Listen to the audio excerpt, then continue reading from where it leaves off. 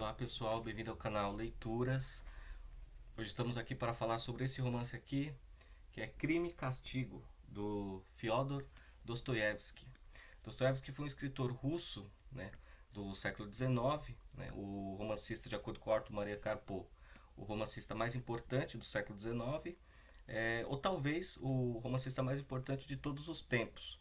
Né? Ele nasceu em 1821, morreu em 1881, viveu então 60 anos, né? E escreveu Crime e Castigo em 1866. Dostoiévski tem como Machado de Assis uma fase de transição, né? Considerada uma primeira fase, onde ele escreve o primeiro romance de estreia, que é Gente Pobre. Ele escreve um que é unanimemente considerado como a mais importante obra da sua primeira fase, que é o Duplo. Depois ele escreve Memórias do Subsolo. Depois de Memórias do Subsolo, ele escreve também Crime e Castigo, O Idiota, Os Demônios, O Adolescente e Os Irmãos Karamazov, que é considerado esse último como a sua maior obra, ou a obra mais ambiciosa de Dostoiévski. O Crime e Castigo, acima de tudo, é um grande romance que traz todas essas características juntos. Há um problema filosófico, muitos problemas filosóficos, há muitos problemas religiosos e há muitos problemas sociais. Todas essas características sociais, psicológicas e religiosas aparecem de forma escancarada nesse romance que é O Crime e Castigo, né? Existe essa preocupação muito forte de Dostoiévski. Dostoiévski era um leitor de Charles Dickens, né? Dickens também tinha essa preocupação com o social, em retratar as classes mais pobres, mais esquecidas da sociedade, os bêbados, os alcoólatras, os trabalhadores braçais, das indústrias, né?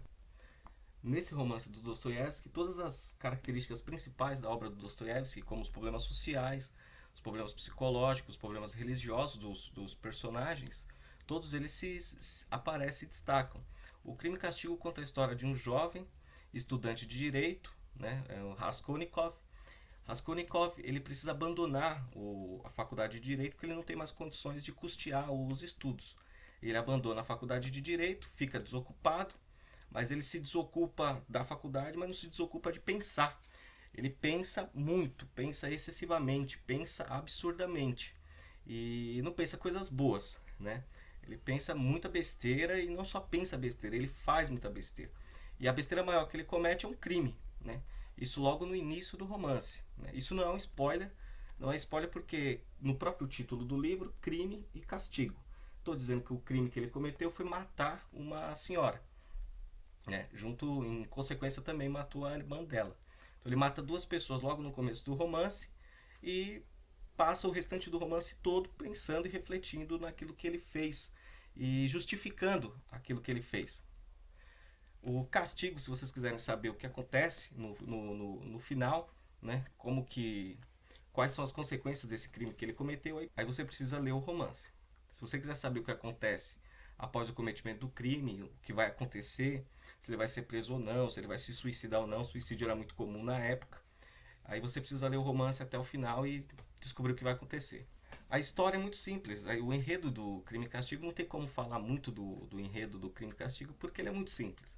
Raskolnikov é estudante de direito, precisa abandonar os estudos porque não tem condições de pagar mais pela faculdade, comete um crime matando uma senhora e a irmã dela, e depois passa o romance todo refletindo.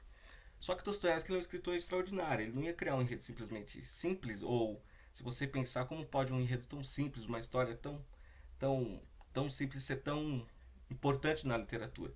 Justamente porque Dostoiévski ele consegue criar personagens extraordinários. Raskolnikov é um deles, mas existem muitos outros personagens além do Raskolnikov que se destacam no romance. Vale lembrar que é um romance de mais de 500 páginas. E se o crime acontece logo no começo do livro, é de se pensar que o escritor precisa gastar em 400 páginas falando de alguém ou de alguma coisa. E Dostoiévski ele vai falar de alguns personagens também muito importantes. Eu não vou falar do Raskolnikov especificamente para não dar spoiler, né? Mas eu vou destacar aqui alguns outros personagens que se destacam também no romance, né? Além do Raskolnikov. Vamos falar primeiro da família do Raskolnikov. Raskolnikov ele tem em vida a mãe e a irmã. O pai do Raskolnikov já faleceu. Ele tem a irmã dele, que é a Dunya, e a mãe, que é a Pulcheria. E a Dunya ela é uma personagem considerada extremamente inteligente, assim como o Raskolnikov. É considerada aquela mulher bonita, recatada e do lar. A Dunya ela é uma personagem atraente, ela é bonita, inteligente, e ela chama a atenção de alguns personagens do romance, como o Lujin. Lujin é um rico, um cara muito cheio da grana, o que é um pouco excepcional para aquele meio ali que a gente começa a observar no romance, onde ninguém tem grana, tá todo mundo na merda, mas o Lujin ele tem muito dinheiro. O Lujin ele tem muito dinheiro. Ele tem muita grana e ele acha que com esse dinheiro que ele tem, ele pode comprar todo mundo, ele pode fazer o que ele quiser. Inclusive pode comprar a Dunya. Só que a Dunya não se rende, há um momento no romance que é extraordinário, onde o Lujin deixa muito claro que ele estava tentando comprar a, a Dunya junto com a Pulcheria, que é a mãe dela, a mãe do Raskolnikov, porque ele acha que elas são pobretonas, não tem nada, então ele é meio que um salvador para aquela família. E o que a Dunya devia fazer é agradecer por um bem que ele estava fazendo, que era salvar elas daquela situação calamitosa de pobreza que elas viviam. Ele acha que ele pode tudo, mas no final ele tem um sério problema. Você que vai ler o romance vai ver que ele sofre um pouquinho e ele cai do cavalo. Além do Lujin, a Dunya também tem um outro pretendente, que é o Svidrigailov. Dos romances os nomes do romance são todos estranhos.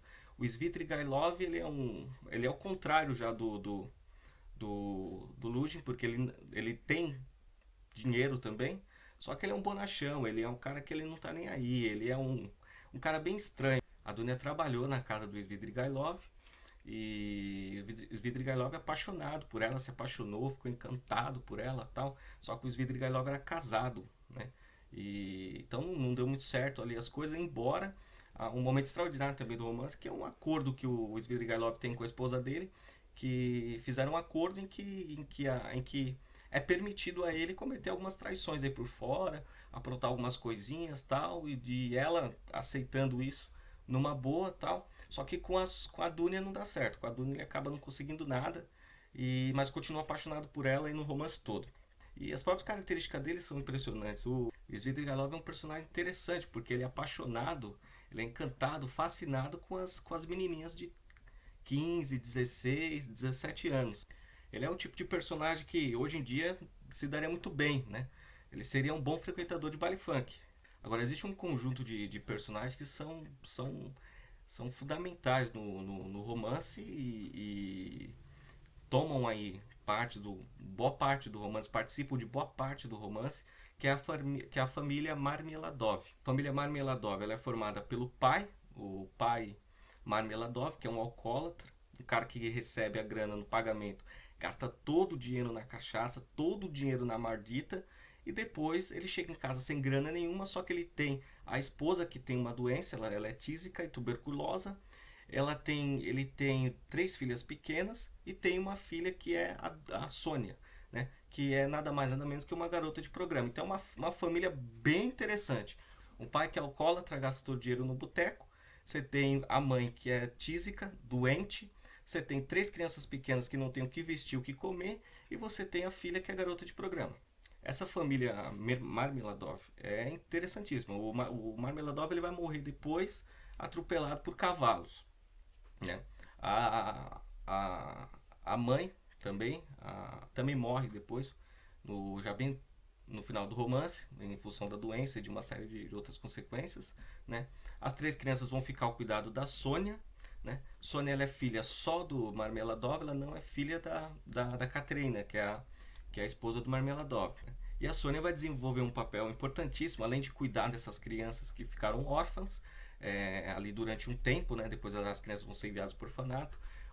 A Sônia exerce um papel fundamental no romance, que aí eu não vou poder falar, só precisar ler realmente o romance, porque falar do papel que a Sônia exerce no romance estragaria a surpresa. Outro personagem interessante que tem a ver também com o Raskolnikov e com a Sônia é o Razumikin.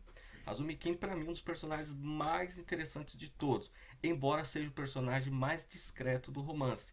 O Razumikin ele aparece muito pouco, quando aparece não faz nada de extraordinário, nada para chamar atenção, mas é um personagem que aparece no começo do romance, passa o romance inteiro ali com algumas aparições bem discretas, Ele aparece no romance todo, tá sempre ao lado do Raskolnikov.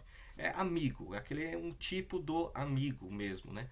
O Razumikin, ele é mais ou menos, ele é amigo do Raskolnikov, como Hamlet era amigo do Horácio, como Jonatas era amigo de Davi, e por aí vai. Crime e Castigo, ele é muito mais do que a história de um jovem universitário ou ex-universitário que comete um crime. Há uma série de personagens no romance que são impressionantes, são interessantes, tanto do ponto de vista psicológico, né, principalmente do ponto de vista psicológico, Dostoiévski era um psicólogo excepcional, né, se destacam esses personagens por problemas, a forma com que encaram problemas religiosos, né, e a forma também com que Dostoiévski retrata a condição social desses personagens. Raskolnikov vivia num cubículo, um quartinho pequeno, abafado, ali com poucos recursos, uma situação lamentável. Dostoiévski aprendeu isso com o Dickens. Então vale muito a pena ler Crime e Castigo e aí além da história de um jovem assassino. É importante ler e pensar também que existem personagens que não são personagens secundários, mas são personagens paralelos. Personagens secundários dá a impressão de que são personagens menos importantes, né? E não são menos importantes, são tão importantes quanto. Né? Mas existe, tem que haver um personagem principal. O personagem principal é o Raskolnikov. Mas é preciso que haja, para a construção do romance, outros personagens. E esses personagens se destacam também, são muito interessantes sobre vários pontos de vista. Uma das curiosidades do romance é a referência já comum, né? Sempre se faz essa referência à influência que o Dostoiévski exerceu sobre o filósofo alemão Friedrich Nietzsche. Nietzsche é aquele filósofo alemão que escreveu livros, tem alguns livros dele aqui, ele escreveu A Gaia Ciência, tá? Nietzsche escreveu Humano, Demasiado Humano. Nietzsche escreveu também Além do Bem e do Mal. Escreveu um livro dificílimo que é A Genealogia da Moral. Escreveu esse livro ensandecido que é chamado Et Homo. Esse é um dos livros mais retardados que eu já vi na minha vida. Escreveu também O Nascimento da Tragédia. E a obra dele mais conhecida é Assim Falava Zaratustra, que é um livro para todos e para ninguém. Eu tenho outro aqui também, que é aquela coleção dos pensadores, que é da Abril Cultural. A referência que é feita ao Nietzsche diz respeito à teoria que o Raskolnikov tem para cometer o assassinato. Ele não comete o assassinato apenas por interesse financeiro, né? Tanto que o que ele rouba, ele não pega para ele deixa guardado debaixo de uma pedra. Ele comete por uma teoria. Que teoria seria essa que o Raskolnikov se utiliza para cometer o assassinato? A teoria é a seguinte: para o Raskolnikov, existem homens ordinários, comuns, e homens extraordinários, homens incomuns, homens acima do bem e do mal, para citar Nietzsche de novo. De acordo com a teoria do Raskolnikov, esses homens extraordinários teriam o direito de cometer alguns crimes e não serem punidos por isso, porque fizeram o que fizeram a partir de um interesse maior para toda a humanidade. Né? Então, o crime que eles cometem é um mal menor em vista do bem maior que eles estão querendo alcançar. Né? Essa teoria tem muito a ver dos homens ordinários com os homens extraordinários, com a teoria do Nietzsche, com a ideia do Nietzsche do espírito livre. Né? O espírito livre pertenceria aos homens, seriam os homens extraordinários, enquanto o instinto de rebanho seriam os homens ordinários. Né? Então Nietzsche também divide a humanidade nessas duas categorias, homens ordinários e extraordinários, como equivalendo-se ao instinto de rebanho para os homens ordinários e o espírito livre para os homens extraordinários. Né? Tudo isso baseado na ideia de vontade de potência. O próprio Nietzsche se referiu a Dostoiévski dizendo que Dostoiévski era o maior psicólogo que ele teve a oportunidade de conhecer, né, de ler. Outro filósofo alemão associado a Crime e Castigo de Dostoiévski, o Hegel. Hegel é associado ao Crime e Castigo não por ter sido influenciado pelo Crime e Castigo, mas por ter sido influência.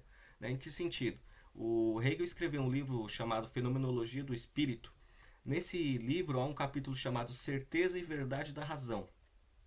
Nesse capítulo Certeza e Verdade da Razão, da Fenomenologia do Espírito, do Hegel, há uma análise do mesmo tema, que é a teoria do Raskolnikov para cometer o crime, que é a ideia da revolta do indivíduo contra a lei estabelecida, né, afirmando a sua própria lei, apesar da lei que todos se submetem. Né? e acredita também, acreditando que essa verdade que ele está, essa lei que ele está submetendo, que é a sua própria, tem uma finalidade maior, que é também visando o bem maior da humanidade. Então, esses indivíduos teriam o direito de fazer o que fazem, porque a finalidade que eles têm ultrapassam ele mesmo, que é uma finalidade para toda a humanidade. Há muitas possibilidades de analisar influências em Crime e Castigo, ou falar também dos autores e outras obras que foram influenciadas pelo Crime e Castigo do Dostoiévski, mas o importante é que você leia Crime e Castigo, né? E se você gostou desse vídeo, não esqueça de dar um joinha, não esqueça principalmente de deixar os seus comentários, dizer o que você achou, né? Deixe seus comentários, deixe sugestões, diga o que vocês acharam desse vídeo. Até a próxima.